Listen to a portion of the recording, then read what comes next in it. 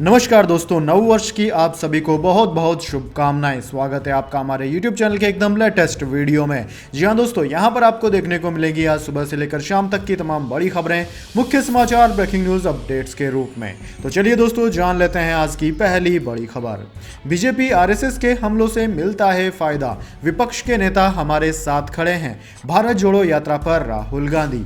जी हाँ दोस्तों, राहुल गांधी इन दिनों भारत जोड़ो यात्रा की अगुवाई कर रहे हैं, जिसको लेकर वो आए दिन सुर्खियों में रहते हैं। हाल ही में भारत जोड़ो यात्रा दिल्ली के पड़ाव पर है। इस मौके पर राहुल गांधी ने मीडिया से अब तक की यात्रा का अनुभव साझा किया और सरकार से कई तीखे सवाल भी पूछे। राहुल गांधी ने कहा कि यह यात्रा हिंसा के खिलाफ है, जो कि अब तक बहुत सफल यात्रा रही। बेरोजगारी और महंगाई का मुद्दा भी है। कुछ चुनिंदा लोगों के पास अरबों और बाकी के पास कुछ नहीं है। मैं अपने साथ कुछ लेकर नहीं गया, क्योंकि यह एक जीवित चीज है जहां भावनाएं हैं। पर्सनल तौर पर सबको धन्यवाद, आरएसएस और बीजेपी को भी धन्यवाद। जितना हमला करते हैं उतना ऊर्जा मिलती है। उनको गुरु मानता हूं, वो रास्ता दिखा रहे हैं। यात्रा के बाद क्या मैंने जवाब दिया? यह यात्रा हमें कुछ बता रही है, बोल रही है। विपक्ष के नेता सबके सब हमारे साथ खड़े हैं। पॉलिटिकल कॉम्प्लिकेशंस होते हैं। अखिलेश यादव और मायावती जी भी हैं, वो भी नफरत नहीं चाहती। इसके बाद दोस्तों, अगली बड़ी खबर। शीजान खान को 14 दिन की न्यायिक हिरासत, परिवार जल्द जमानत अर्जी करेगा दाखिल। जी हां दोस्तों, टीवी एक्ट्रेस तुनिशा शर्मा के सुसाइड करने के बाद से उनके को स्टार शीजान खान की मुश्किलें बढ़ती जा रही है। आज शीजान की पुलिस कस्टडी खत्म हो रही है। इससे पहले पुलिस ने शीजान को वसई कोर्ट में पेश किया। वसई कोर्ट ने आरोपी शीजान को 14 दिन की न्यायिक हिरासत में भेज दिया है। अब तक इस मामले में कई बड़े खुलासे हो चुके हैं। यह बात भी सामने आई है कि शीजान तनिषा के साथ मारपीट करता था। शीजान का परिवार मामले में अब जल्द से जल्द जमानत अर्जी दाखिल करेगा। इसे लेकर कागजी तैयारी की जा रही है। आज कोर्ट में पेशी के दौरान सरकारी पक्ष ने कहा कि आरोपी शीजान तुनिशा को उर्दू सिखा रहा था और उसे सेट पर थप्पड़ मारा था। पूछताछ के दौरान वह अपनी ईमेल आईडी और अन्य पासवर्ड नहीं बता रहा है। आरोपी शीजान के वकील ने कहा कि जब मोबाइल जब्त है तो कस्टडी की क्या जरूरत है। पिछले 7 दिनों से शीजान कस्टडी में था। शीजान के वकील शरद राय ने कोर्ट में जाने से पहले एबीपी न्यूज से कहा कि आज रिमांड का विरोध करेंगे और उम्मीद है कि आज न्यायिक हिरासत मिलेगी। इसके बाद दोस्तों, अगली बड़ी खबर। दुनिया में कोरोना का खतरा। ब्रिटेन, फ्रांस में चीन से आने वालों के लिए टेस्ट जरूरी। डब्ल्यूएचओ बोला चीन सही आंकड़े बताए। जी हां दोस्तों, वर्ल्ड हेल्थ ऑर्गेनाइजेशन यानी कि डब्ल्यूएचओ ने शनिवार को चीन से कोरोना के सही आंकड़े बताने की अपील की है। दरअसल दोस्तों, चीन सरकार ने हाल ही में डेली केसेस न बताने का फैसला किया। उधर फ्रांस और ब्रिटेन ने चीन से आने वाले लोगों के लिए कोरोना टेस्ट जरूरी कर दिया है। अब तक Spain, America, Taiwan, Japan, Bharat, Italy, south Korea और पाकिस्तान जैसे देशों ने चीन के यात्रियों के लिए टेस्टिंग कंपलसरी की है।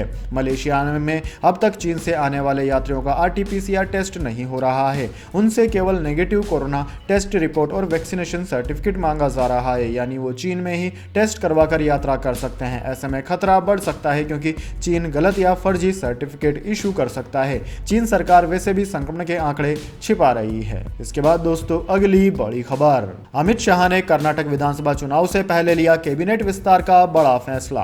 जी हां दोस्तों, केंद्रीय गृह मंत्री अमित शाह इन दिनों कर्नाटक दौरे पर हैं। इसी क्रम में आज उन्होंने बड़ा फैसला लिया। उन्होंने 2023 के चुनाव से ठीक पहले के.एस. ईश्वरप्पा और रमेश जारकीहोली जैसे असंतुष्ट बीजेपी विधायकों को वापस कैबिनेट में शामिल करने के लिए बहुप्रतीक्षित कर्नाटक सरकार के मंत्रिमंडल विस्तार को हरी झंडी दे दी है। उन्होंने राज्य में मई में होने वाले 2023 के विधानसभा चुनाव से पहले जरूरी जमीनी स्तर की तैयारियों पर चर्चा करने के लिए कर्नाटक में बूथ स्तर के कार्यकर्ताओं के साथ एक महत्वपूर्ण बैठक की है। इसके बाद दोस्तों, अगली बड़ी खबर। जहरीली शराब कांड का मास्टरमाइंड गिरफ्तार। दिल्ली क्राइम ब्रांच ने बिहार पुलिस को दी सूचना। जी हां दोस्तों, इस वक्त छपरा जहरीली शराब कांड मामले से जुड़ी बड़ी खबर सामने आई है। दरअसल दोस्तों, छपरा जहरीली शराब कांड के मास्टरमाइंड को दिल्ली से गिरफ्तार कर लिया गया है। दिल्ली पुलिस क्राइम ब्रांच ने मास्टरमाइंड राम बाबू को दिल्ली से गिरफ्तार किया। इस बारे में दिल्ली पुलिस ने बिहार पुलिस को इन्फॉर्म कर दिया है। मिली जानकारी के अनुसार सूचना मिलते ही बिहार पुलिस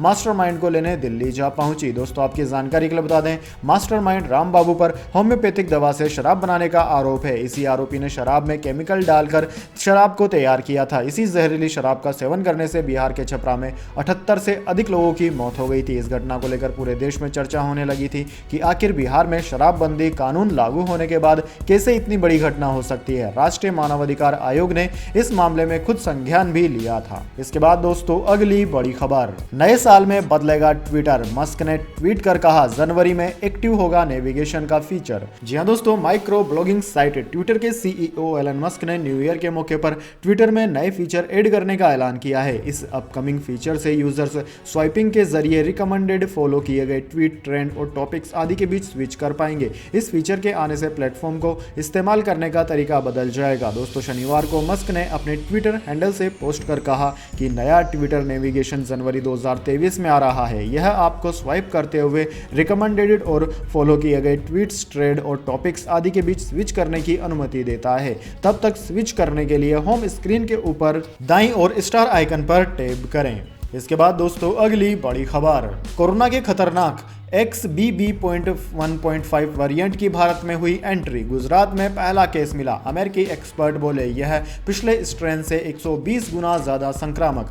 जी हां दोस्तों, अमेरिका में कोरोना का नया वेरिएंट XBB.1.5 मिला है, जो दूसरे वेरिएंट की तुलना में बेहद खतरनाक है। दोस्तों, चीनी मूल के अमेरिकी हेल्थ एक्सपर्ट एरिक फेगलडिंग ने कहा है कि यह पिछले BQ.1 वेरिएंट से 120 गुना ज्यादा तेजी से संक्रमण फैलाता है। चिंता की बात यह है कि इस वेरिएंट की एंट्री अब भारत में हो गई है। गुजरात में भी इस वेरिएंट का एक मामला सामने आया है। डिंग ने कहा कि XBB.1.5 कोरोना का एक सुपर वेरिएंट है। इसके चलते लोगों के अस्पताल में भर्ती होने की दर लगातार बढ़ रही है। डिंग ने कहा कि एक साइंटिस्ट ने न्यूयॉर्क में फैल रहे इस वेरिएंट के मॉडल की स्टडी की है। यह पहले के तमाम वेरिएंट्स के मुकाबले तेजी से इंसान के इम्यून सिस्टम को चकमा देने में माहिर है। इसके बाद दोस्तों, अगली बड़ी खबर, UIDAI की आधार यूजर्स को बड़ी सलाह। आधार इस्तेमाल करते समय इन बातों का रखें ध्यान। जी हां दोस्तों, भारतीय विशिष्ट पहचान प्राधिकरण यानी कि UIDAI ने देशवासियों को आधार यूज करते समय सजगता बरतने का अनुरोध किया है। UIDAI की तरफ से कहा गया है कि लोगों को बैंक खाता, पैन या पासपोर्ट जैसे दूसरे पहचान निर्धारण दस्तावेजों की तरह आधार के इस्तेमाल में भी ध्यान रखना चाहिए। आधार क्रमांक जारी आने वाले निकाय उदय ने कहा है कि देश के निवासियों को अपना आधार कार्ड या उसकी प्रतियों को इधर उधर नहीं छोड़ना चाहिए। UIDAI की तरफ से यह भी कहा गया है कि सोशल मीडिया एवं अन्य सार्वजनिक मंचों पर अपना आधार नंबर भी साझा करने से परहेज करना चाहिए। साथ ही प्राधिकरण ने कहा कि आधार नंबर का इस्तेमाल करने पर मोबाइल फोन पर आने वाले आधार OTP की जानकारी किसी भी अनधिकृत व्यक्ति को नहीं देनी चाहिए। इसके अलावा उन्हें M आधार का पिन नंबर भी दूसरों को नहीं बताना चाहिए। इसके बाद दोस्तों, अगली बड़ी खबर, बुलेट प्रूफ कार में बैठकर नहीं हो सकती भारत जोड़ो यात्रा। सुरक्षा की अनदेखी पर बोले राहुल गांधी। जी हां दोस्तों, कांग्रेस के वरिष्ठ नेता राहुल गांधी ने शनिवार को साफ किया कि भारत जोड़ो यात्रा के दौरान बुलेट प्रूफ कार में घूमना उनके लिए संभव नहीं है। इस दौरान राहुल गांधी ने बीजेपी को अपना गुरु भी बताया और इसके पीछे का कारण भी बताया। इसके साथ ही उन्होंने समाजवादी पार्टी के प्रमुख अखिलेश यादव, बसपा सुप्रीमो मायावती और मोहब्बत का हिंदुस्तान के सभी समर्थकों को अपनी इस पदयात्रा में शामिल होने के लिए आमंत्रित किया। राहुल गांधी ने भारत जोड़ो यात्रा के दौरान सुरक्षा से चूक से जुड़े सवाल का जवाब देते हुए कहा कि सरकार चाहती है कि मैं बुलेट प्रूफ कार में यात्रा करूं, यह मेरे लिए संभव नहीं है। दरअसल कांग्रेस महासचिव केशव वेणुगोपाल ने इससे पहले केंद्रीय गृह मंत्री अमित शाह को पत्र लिखकर आरोप लगाया था कि शनिवार को भारत जोड़ो यात्रा के दिल्ली में प्रवेश के समय यहां सुरक्षा में कई बार चूक देखने को मिली। इस बाबत गृह मंत्रालय ने दिल्ली पुलिस से रिपोर्ट मांगी थी। इसके बाद दोस्तों, अगली बड़ी खबर, ट्रेन का सफर होगा सुरक्षित। 15,000 कोच में लगेंगे CCTV और पैनिक बटन, कम रोशनी में भी करेगा काम। जी हां दोस्तों, ट्रेनों में महिलाओं और बच्चों की सुरक्षा बढ़ाने के लिए एक बड़ा कदम उठाते हुए रेल मंत्रालय 705 करोड़ रुपए के बड़े ऑर्डर में लगभग 15,000 कोचों के अंदर CCTV लगाने जा रहा है। इसमें राजधानी, दुरंतो और शताब्दी जैसे प्रीमियम ट्रेनों के साथ साथ EMU, मेमू और डेमू जैसे यात्री ट्रेनों के 14,387 कोच शामिल होंगे। दोस्तों, न्यूज 18 द्वारा एक्सेस किए गए दस्तावेजों के अनुसार यह परियोजना देश भर की ट्रेनों को कवर करेगी। मंत्रालय ने पिछले साल संसद को बताया था कि अब तक करीब 2,930 रेल को CCTV से कवर किए जा चुके हैं, इसलिए मौजूदा ऑर्डर करीब 5 गुना बड़ा है। इसके बाद दोस्तों, अगली बड़ी खबर, आतंक को हथियार बना भारत को बातचीत की मेज पर नहीं बैठा सकते। पाकिस्तान को जयशंकर की दो टूक। जी हां दोस्तों, विदेश मंत्री S जयशंकर ने शुक्रवार को पाकिस्तान और चीन को एक बार फिर आड़े हाथों लिया। साइप्रस यात्रा के दौरान एक संबोधन में नाम लिए बिना पाकिस्तान पर निशाना साधते हुए उन्होंने कहा, आतंकवाद को हथियार बनाकर भारत को बातचीत की मेज पर नहीं बैठाया जा सकता। वहीं चीन के साथ सीमा विवाद पर S जयशंकर ने कहा कि चीन के साथ हमारे संबंध सामान्य नहीं है, क्योंकि हम वास्तविक नियंत्रण रेखा LAC को एक तरफा बदलने के लिए किसी भी प्रयास के लिए सहमत नहीं होंगे।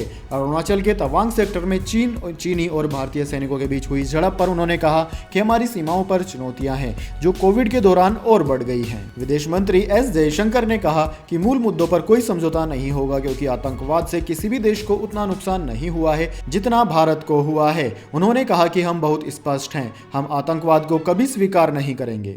इसके बाद दोस्तों अगली बड़ी खबर, दिल्ली समेत उत्तर भारत में शीतलहर ने बढ़ाई ठंड। चंडीगढ़, बीकानेर और भटिंडा में कोहरे से विजिबिलिटी हुई 0।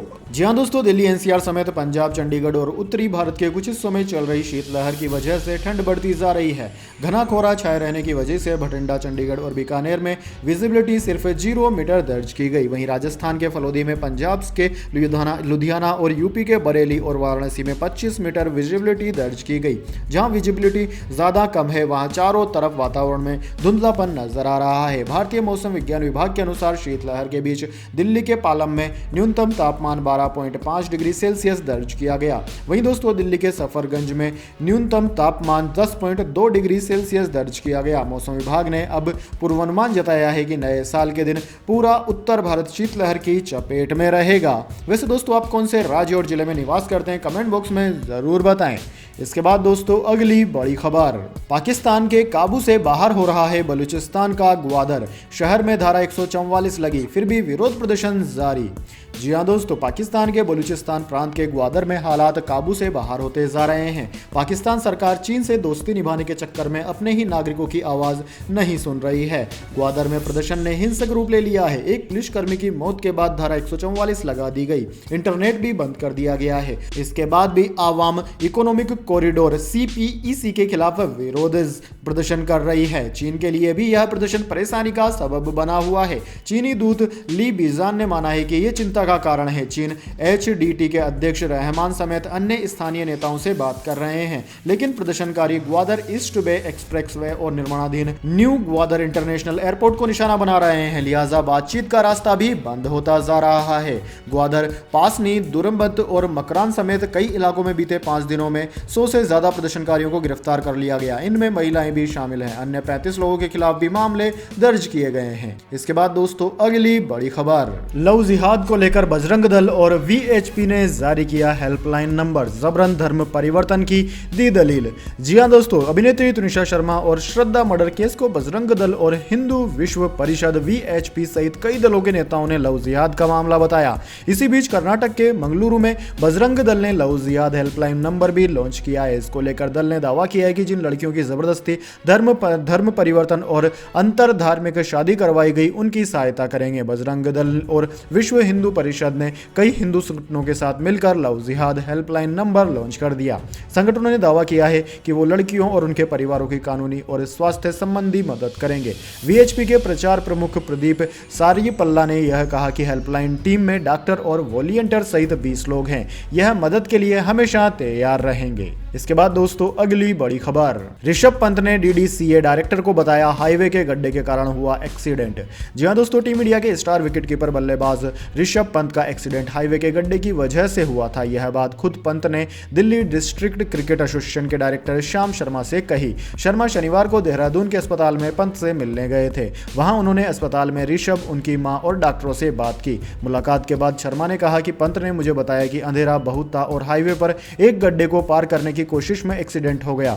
पंत की प्लास्टिक सर्जरी हो गई है, अब उनकी हालत सामान्य है। अभी उन्हें एयरलिफ्ट करने का कोई प्लान नहीं है और ना ही इसकी जरूरत है। लिगामेंट के इलाज के बाद उन्हें शिफ्ट किया जाएगा। इसके बाद दोस्तों जाने अगली बड़ी खबर, लेकिन उससे पहले मेरी आपसे एक छोटी सी रिक्वेस्ट है। अगर दोस्तों आपको अभी तक हमारी न्यूज पसंद आई है तो इसे एक छोटा सा लाइक जरूर दे दीजिए, और अगर आपको पसंद नहीं आई है तो बेशक आप डिसलाइक भी कर सकते हैं, लेकिन दोस्तों लाइक और डिसलाइक जरूर कीजिए, क्योंकि दोस्तों यही हमारी मेहनत का फल होता है और इसी से हमें पता चलता है कि आपको हमारी वीडियोस पसंद आ रही है या नहीं। तो चलिए दोस्तों जान लेते हैं आज की अगली बड़ी खबर। एक ही ट्रैक पर आमने सामने आ गई 2 ट्रेनें, मचा हड़कंप, देखते ही देखते भागने लगे यात्री। जी हां दोस्तों, उत्तर प्रदेश के बहराइच में रिसिया रेलवे स्टेशन पर बहुत बड़ा हादसा होते होते टल गया। तकनीकी चूक के चलते रेलवे स्टेशन पर खड़ी ट्रेन की पटरी पर ही सामने से एक अन्य ट्रेन पहुंच गई। हालांकि लोको पायलट की सूझबूझ से सामने खड़ी ट्रेन से 300 मीटर पहले ही ट्रेन रुक गई, लेकिन एक ही पटरी पर दूसरी ट्रेन आता देख यात्रियों में भगदड़ मच गया और यात्री भागने लगे। स्टेशन अधीक्षक ने इसे तकनीकी चूक करार दिया। दोस्तों आपकी जानकारी के लिए बता दें, बहराइच मेलानी पैसेंजर ट्रेन पहले से रिसिया रेलवे स्टेशन के पॉइंट नंबर 3 पर खड़ी थी, जबकि Bahraich Nepalganj passenger train crossing के लिए पॉइंट नंबर 1 पर जानी थी। तभी पॉइंट मैन ने पॉइंट नंबर 3 से मुख्य पॉइंट को पॉइंट नंबर 1 से जोड़ा, लेकिन तकनीकी खराबी के कारण ऐसा नहीं हो सका। इसके बाद जब ट्रेन रेलवे स्टेशन के नजदीक पहुंची तो पॉइंट नंबर 1 के बजाय पॉइंट 3 पर ही चली गई। इसके बाद दोस्तों अगली बड़ी खबर, सिद्धार्थ और कियारा आडवाणी की शादी 6 फरवरी को राजस्थान में फेरे लेगी बॉलीवुड की यह हॉट जोड़ी, जैसलमेर वेडिंग डेस्टिनेशन चुना। जी हां दोस्तों, बॉलीवुड की स्टार जोड़ी सिद्धार्थ मल्होत्रा और कियारा आडवाणी 6 फरवरी को शादी करेंगे। बॉलीवुड की ये सुपर हॉट जोड़ी राजस्थान में 7 फेरे लेगी। इन्होंने अपनी डेस्टिनेशन वेडिंग के लिए जैसलमेर को चुना है। ये जोड़ी आखिरी बार national award winner movie Shershaah में एक साथ नजर आए थे। यह फिल्म कारगिल वार के शहीद कैप्टन विक्रम बत्रा की कहानी थी। हालांकि सिद्धार्थ और कियारा ने अपनी शादी की ऑफिशियल घोषणा तो नहीं की है, लेकिन एक इवेंट मैनेजमेंट कंपनी से जुड़े सूत्रों ने बताया है कि उनकी कंपनी को इस स्टार कपल की डेस्टिनेशन वेडिंग की तैयारियों का काम मिला है और वह जैसलमेर में शादी करना चाहते हैं। दोस्तों सिद्धार्थ कियारा की शादी की सभी रस्में जैसलमेर के होटल सूर्यगढ़ में होने की संभावना है। मेहंदी, हल्दी और संगीत के प्री वेडिंग फंक्शन 4-5 फरवरी को होंगे। शादी 6 फरवरी को हो सकती है। इसके बाद दोस्तों अगली बड़ी खबर, सस्ती कीमतों पर मिलेगी दवाई, सरकार ने बनाया नया प्लान, देश भर के 743 जिलों को किया शामिल। जी हां दोस्तों, सरकार ने शनिवार को कहा है कि उनकी योजना मार्च 2024 तक प्रधानमंत्री भारतीय जन औषधि केंद्रों की संख्या बढ़ाकर 10,000 करने की है। जन औषधि केंद्रों के जरिए सस्ती कीमतों पर गुणवत्तापूर्ण दवाएं उपलब्ध कराई जाती हैं। एक आधिकारिक बयान के मुताबिक पिछले 8 वर्षों में PMBJP के जरिए लगभग 18,000 करोड़ रुपए की बचत की गई। सरकार ने देश भर के 766 जिलों में से 743 जिलों को शामिल करते हुए 9,000 से अधिक केंद्रों को चालू किया। PMBJK में ऐसी दवाओं को बेचा जाता है जिनकी कीमत ब्रांडेड दवाओं की तुलना में 50% से 90% तक कम होती है। इन केंद्रों पर 1,759 दवाएं और 280 सर्जरी उपकरण उपलब्ध हैं। दोस्तों रसायन और उर्वरक मंत्रालय के औषधि विभाग ने नवंबर 2008 में इन केंद्रों की शुरुआत की थी और PMBJP ने दिसंबर 2017 में 3,000 केंद्र खोलने का लक्ष्य हासिल किया था। मार्च 2020 में इन केंद्रों की संख्या बढ़कर 6,000 हो गई है। अब दोस्तों 743 और नए केंद्र खोले जाने की संभावना है। इसके बाद दोस्तों अगली बड़ी खबर, राहुल गांधी होंगे 2024 में विपक्ष का प्रधानमंत्री चेहरा, कमलनाथ के बयान पर आई CM नीतीश की प्रतिक्रिया। जी हां दोस्तों, लोकसभा चुनाव के से पहले विपक्षी एकता और प्रधानमंत्री पद के चेहरे को लेकर चर्चाएं तेज हो गई है। एक दिन पहले मध्य प्रदेश के पूर्व मुख्यमंत्री कमलनाथ के बयान पर बिहार के CM नीतीश कुमार ने प्रतिक्रिया दी है। नीतीश ने कहा है कि हमें राहुल गांधी के नाम पर हमें कोई दिक्कत नहीं है। विपक्षी दल की बैठक के बाद नाम तय कर लिया जाएगा। अभी सभी पार्टियां अपने कार्यक्रमों में लगी हुई है। उन्होंने दोहराया कि वे दावेदार नहीं है। नीतीश कुमार ने कहा कि विपक्ष की तरफ से राहुल गांधी की बतौर PM पद के चेहरे पर हमें कोई दिक्कत नहीं है। इसके लिए विपक्षी दल आपस में बातचीत करेंगे और उन्हें एकजुट करने की जरूरत है। हमें कोई दिक्कत नहीं है, बैठक करके चर्चा कर लेंगे। नीतीश ने कहा कि पार्टी का कार्यक्रम करना सबका अपना अपना काम है। पार्टी के काम से हम लोगों को मतलब नहीं है। जैसे ही ये लोग अपने काम से फ्री हो जाएंगे उसके बाद फिर बैठक बुलाएंगे। इसके बाद दोस्तों अगली बड़ी खबर, अवतार 2 300 करोड़ रुपए कमाकर भी नहीं तोड़ पाई एवेंजर्स एंड गेम का रिकॉर्ड, बाल बाल बची दंगल 2।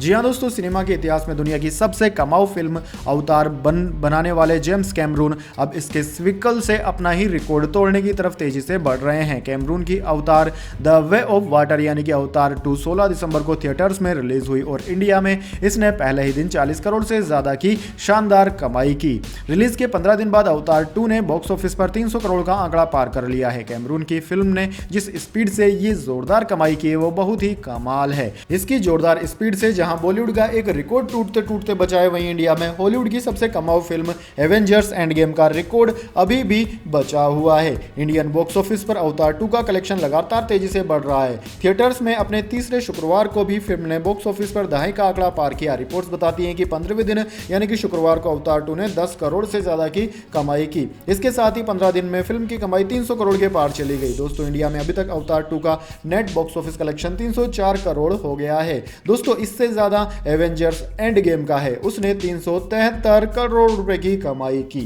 तो दोस्तों यह थी आज की तमाम बड़ी खबरें। इसके बाद दोस्तों बारी आती है आज के माइंड क्विज क्वेश्चन की। जी हाँ दोस्तों, एक आसान से सवाल का जवाब देकर आप जीत सकते हैं एक अमेजिंग सरप्राइज गिफ्ट हमारे यूट्यूब चैनल की ओर से। आज नए साल के दिन आप ऐसी कौन सी बुरी आदत छोड़ना चाहते हैं जिसको कि आप 2023 में कंटिन्यू नहीं रखना चाहते? कमेंट बॉक्स में अपना जवाब दीजिए। अगर आपका जवाब हमें पसंद आता है तो हम आपको देंगे एक अमेजिंग सरप्राइज गिफ्ट हमारे यूट्यूब चैनल की ओर से। तो दोस्तों जल्दी से अपना उत्तर कमेंट बॉक्स में लिख दीजिए, वीडियो को लाइक कर लीजिए और चैनल को सब्सक्राइब करके बेल आइकन भी दबा लीजिए। धन्यवाद। वंदे मातरम। जय हिंद, जय भारत।